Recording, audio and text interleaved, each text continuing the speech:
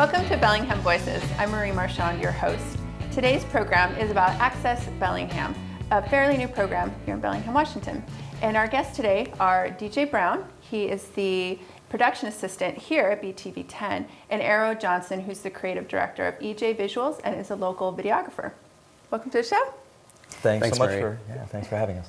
DJ, so we'll start with you. And All right. This is new for you to be on this side of the camera because usually you're on the other side filming and editing. And tell us a little bit about what you do for BTV10. There's a lot of hats. Pretty much I help run the station. There's two of us there, me and Dale, and we run the whole channel 24/7. So most of my duties are pretty much building the schedule, making sure that everything airs when it's supposed to air, that no things are overlapping, that in all the places that it goes to, so that people go into the website and wherever else can see or on their digital guide what's coming up, and keeping all that up to date. That's a lot of data entry goes into the job. And then get to go out and shoot things, go out and videotape why you don't run over fire hoses, and then council meetings are pretty much the bulk of what we do here. Mm-hmm. And you actually produce this show, is that correct? Yes, I'm usually behind the operating the cameras here and doing the switching for this show. Great. Tell us about Access Bellingham. So Access Bellingham is a new pilot program where they're trying to get public access in Bellingham over the TV. So part of the pilot is council decided that we wanted to see what kind of interest there is. So we started a 6-hour block. On Sunday nights, it airs on BTV10 from 6 to midnight, and anybody in Bellingham can submit content. So any citizen is a producer or a potential producer, and they can submit anything really, as long as it follows the basic rules. You can't put hate speech and obscenity on TV because Comcast has certain standards. But pretty much anything, graduation, birthday parties, videos of turnips. Mm-hmm. Also the hidden hamster. There's quite a few shows that show up on Access Bellingham. It's been a really fun project. You've had one with your dog. Yes, I had Baxter Hikes Oyster Dome. Yeah, it was a little 6-minute video. I took my iPhone out on a hike with the dog and my wife. And we went out to Oyster Dome and we videotaped Baxter, and then I stitched it together kind of as a project to show how simple, you can just take anything and with very little editing and an iPhone, so not the greatest cameras, in the world that they're using in Hollywood, but an iPhone, and you can still get really good programming made. Mm-hmm. And if I could jump in too, because as DJ was talking, I realized that question of what is Access Bellingham is, how do I want to phrase this? It's sort of the question we're trying to answer, I think, to some degree. It's, that's exactly what it is. It's community-created television, but it's also, we don't know where this is going to go. And right now, like last Sunday, I think we saw the Roller Betties, Hidden Hamster, which is this great variety show. We saw some live music. We saw political commentary, Jim's channel. So, it's right now, what is it, Access Bellingham? It's like all over the place. And it can evolve to whatever the community wants it to be, to whatever kind of television people choose to submit. So that's kind of, we don't know, but that's what we want to find out. Okay, because BTV10 is a PEG channel, so that's Public Education and Government. And so education, for example, is the Western Washington University Dean Series that you guys air. And then, of course, the government channel, like you said, is the city council meetings and whatnot. So the public part of PEG is Access Bellingham right now. Right. Mm-hmm. 6 hours on Sunday night. Mm-hmm. Yep. Yeah. Now, does the city of Bellingham have any editorial control over content? No, they definitely wanted to make that clear. We put all the responsibility on the producers to make sure that they don't, submit obscenity and all that other stuff, violence, or not violence, I guess. But, all those things that break the law, basic First Amendment law. Mm-hmm. But yeah, we don't do any editorial censorship. So whatever you submit, we throw on there. We just ask the question, is your name in the credits? And, if your name's in the credits, you're taking responsibility for what you're submitting. And we're just, letting people submit whatever they want to. And they have to be a resident of Bellingham, is that right? Right. Okay.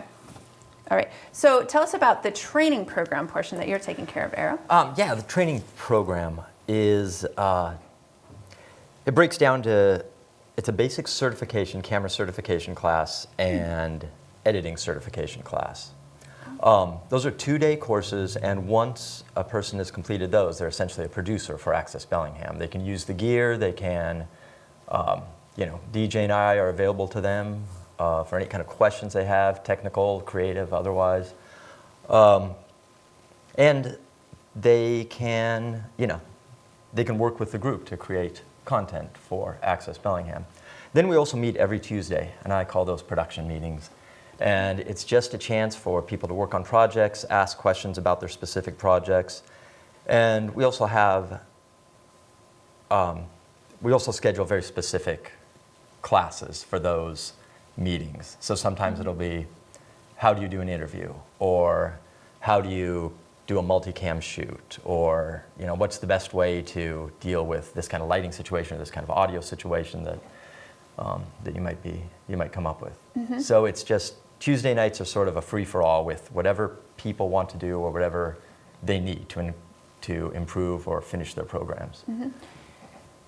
Do people need to take the class to submit something to Access Bellingham? No, not at all. Okay. No, absolutely not. No, the class is really there to help anyone submit, but the goal is for anyone to submit. And the class is no cost. Correct. Is that right? Okay, Correct. That's wonderful. Yeah. So it's part of what the city offers to the community. Yeah. Mm-hmm. Great. So where does your love for video production come from? Well, even before I was doing video production, I was doing visual art, and I played music. I played in a band for a number of years, and I was doing theater and directing and writing. So I was always interested in arts and visuals. And at one point, I picked up a video camera, and I just realized it kind of all came together with that. It has the rhythm of music, the visuals that you find in painting, and the storytelling, the directing. Everything kind of came together with a video camera. So I never really looked back. I grabbed a camera. I don't think I haven't put it down a day since. Wow. On your website, there's a photo of you in Mongolia with some people around, and you're with your camera. And I was wondering if you could talk a little bit about that trip and how your traveling relates to your videography. I can. That was a long time ago. That was probably 10 years ago, 8 years ago. I was a while back. And we went there to Mongolia to film a documentary about the storytellers of Mongolia. The culture was being left behind for various reasons, and so it was a chance to catch some of these traditional stories before they disappeared. So it was great. I mean, it was a long time ago now, but it was a really, I think of it as a substantial moment in the start of my time producing video, because it was one of those times where I just had a camera in my hand we were there for 30 days out in really rugged conditions. There's no electricity, there's no, there's just nothing out on these little villages out there. So, we were out there for 30 days with a camera in my hand, trying to deal with the most difficult of situations, because I had to charge batteries off solar when I had when I had this spare moment. And yeah, it was very interesting, and I came back, I feel, a lot, with a whole different view of where I wanted to go in video production. And capturing history. Which turns out has become part of really my, the direction video has taken me. I do a lot of that, a lot of stuff, capturing stories of people. Mm-hmm. How about you and your love of video production? And I'm assuming you love it. Well, yeah, of course. I mean, you seem to love your job. It's not even a job, really. I mean, you're running around with a camera. I mean, the job, I guess, would be all the sitting down in front of a computer and all the data entry and everything. But it all started, I guess, back when I was a kid, and my dad got a camcorder, and he would tape everything from us, doing flips on the trampoline and all sorts of things. And then I got to use it and then use the VCR to dub and edit and kind of put little videos together. And then I guess I went to Squalicum High School and they had a video production program there. And that's where it really bit me. And so I've chased that through college and then to here working for the city of Bellingham. That's interesting because when you and I had met Eero, you talked about influence of your dad. Also. Well, in that, yes, in that he also had a Super 8 camera back in the day, and I was going through with my brother, and we were transferring the Super 8 film to DVD, and I stumbled across a movie that I made when I was like, I was yay high. It was, the film cuts from me and my brother as little kids were throwing bread to seagulls, and then it cuts to this movie I made that was called Space Gladiators, and I even had like this title I made for it, and it was a riff off of Star Wars. I was a Star Wars kid back in the day. Who wasn't? Yeah, exactly. And it's got these. Yeah, it's hilarious. It's got little, toy astronauts, running through these landscapes that I made, and I've got a tarantula on a string that attacks the astronaut, and there's a model of the spaceship that I throw down. I must have squirted lighter fluid on it because then I lit it on fire and it like all blew up and it's all on film. And it's it's a fantastic little movie. I'm looking for the Hollywood release. So Or maybe you could put it on Access Bellingham. or on too. Access Bellingham. Yeah, Yes. right. There we go. Because I'm thinking of submitting something, but I wanted to run it by you. So I made a video a few years ago about my son's skateboarding career from 2007 through 2012 and how much, because I had video from each of those years and you can see his progression and getting better. And I showed it to you and you thought it was pretty good. Yeah. So maybe I could be a videographer, but maybe I could at least put it on Access Bellingham. So basically I made it on Movie Maker and now it's on YouTube. So in what format should I send it to you? So the way we're processing all the files that come in on Access for the public access is we just ask that it's a playable video file and you just get it to us on some sort of hard drive. So like a thumb drive is our most popular method, and then it's like a .mov file or a .avi. I mean, just kind of the standard formats, MP4. If you download it off YouTube, if you have a YouTube channel with a whole bunch of videos, everybody has a YouTube channel. You have a whole bunch of videos. You can actually download those. They're not going to be the highest resolution, but they're going to be just fine. I mean, they look great. Yeah. The videos. Okay. And they're not too big. You can throw them even on a DVD. Not like a playable DVD, but use it like a hard drive. And then, just get that file to City Hall, and then they'll get it to us, and then we'll let you know when it's going to air. That's great. So Danielle takes those down in City Hall. Yes. And she has Or a the form, mayor's office. Or the mayor's office, and they have to fill out a form. They have to bring their ID to prove that they live in Yes, you have to show Okay. that you're a Bellingham resident, Okay. but that's because that's our criteria, is that you have to be a Bellingham resident to be a producer. Yeah. And a really important thing too is, we're talking about the quality of it and the quality of your skateboarding videos, that, quality is not it's the goal obviously, but it's not the criteria here. What we really want, if someone wants to turn on, if someone wants a quality documentary, you've got March of the Penguins, where you've got somebody out in the Arctic for months trying to capture the perfect penguin shot. We just don't have those resources. So we've already got that really great documentary. So what we're looking for is people's interests in Bellingham. What's interesting about Bellingham, and what is a person's personal interest. If it's something that's interesting to you, then chances are there's an audience, in Bellingham that it's also interesting to. So I just don't want people like yourself in your skateboarding video to be held up by a worry if it's the right quality or not. Because if it's about our community, if it's interesting to you, if it's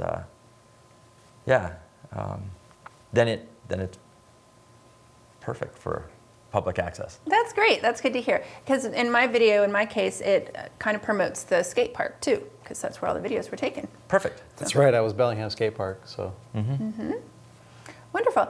So a question that I ask all people who are on here is, what's your favorite thing to do in Bellingham? So, Eero? Well, I love Bellingham. First of all, never really thought I would settle down somewhere.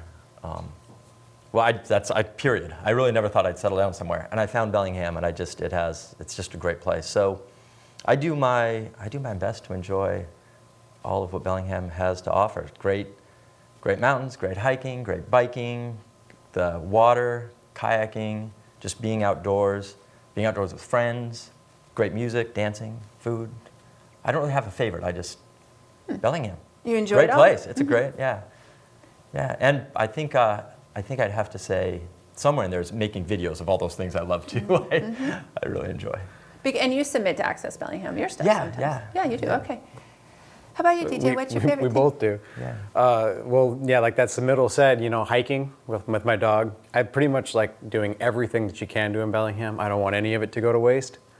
But I think the main thing that I like doing is the running, hiking, and camping, for sure. Yeah. And then, yeah, the videos that we get to go out and make everywhere of all these interesting things, like the fireboat out in the bay. You're sitting there rolling around in this fireboat that not everybody gets to play in, and you're shooting video, and that's fun. It really is one of the neat things about doing video, and that I hope producers will see as they start making more videos, is it kind of puts you in the middle of something. Once you have a camera in your hand, you're making a video, you suddenly have this ability to talk to people you don't usually talk to, or to get places you don't usually get to. I'm working on a project right now along the Nooksack River, and I have the keys to the gate in my car to go to these special places along the river that usually people aren't able to get to. So a video camera gives you the experience plus a little more. At least it does in my view. You get to have the experience everyone else has, but then you get to kind of go behind that locked gate. It's like a different form of backstage access. Yeah. So yeah, it's great. Well, wonderful. Thanks for the conversation. It's been so nice to have you both. Thank you so Thank you, much. Marie. And thanks for joining us for Bellingham Voices. We'll see you next time.